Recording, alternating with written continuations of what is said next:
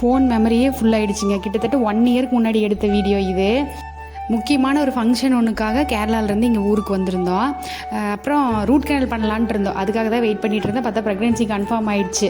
அப்புறம் எப்பயும் போல் 3 மந்த்ஸ் வந்து ட்ராவல் பண்ண வேண்டாம்னு சொல்லிட்டாங்க. அப்புறம் 3 மந்த்ஸ் முடிஞ்சதுக்கப்புறம் என்டி ஸ்கேன் பண்ணி பார்க்கும்போது எல்லாமே நார்மலாக இருக்குது, நீங்கள் ட்ராவல் பண்ணிக்கலான்னு சொல்லிட்டாங்க. அதுக்கப்புறம் கேரளா போனப்போ எடுத்த வீடியோங்க இது. அவர் வந்து எந்தளவுக்கு நீட்டாக மெயின்டைன் பண்ண முடியுமோ அந்தளவுக்கு தான் பண்ணி வச்சுருந்தார் வீட்டை. ரொம்ப மோசமாலாம் இல்லை.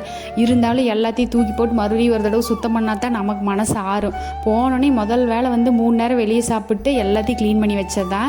அப்புறம் அன்றைக்கி அமாவாசையும் வேறு. எப்பயுமே மாமனாருக்கு சாமி கும்பிடுவோம், இவர் வந்து விரதம் இருப்பார். அப்புறம் க்ளீனிங்கெல்லாம் முடிச்சுட்டு குளிச்சுட்டு மத்தியானம் சமைச்சு வச்சுருந்தேன். அவர் ஆஃபீஸ்லேருந்து வந்ததுக்கப்புறமா சாமி கும்பிட்டு அதுக்கப்புறமா தான் சாப்பிட்டாரு. அப்புறம் இந்த ப்ரெக்னெண்ட்டாக இருக்கிற டைமில் வந்து இந்த சோம்பேறியாக இருக்குமில்லங்க, அந்த மாதிரிலாம் ஒன்றுமே இல்லைங்க. ப்ரெக்னெண்ட்டாக இருக்கனா இல்லை நான் நார்மலாக தான் இருக்கிறேன்னா அப்படிங்கிற அளவுக்கு வந்து ரொம்ப ஆக்டிவாக தான் இருந்தேன். அதெல்லாம் வந்து ஒரு மலரும் நினைவுகள் தாங்க. அவ்வளோதாங்க. நாளைக்கு வீடியோவில் பார்க்கலாம். பாய்.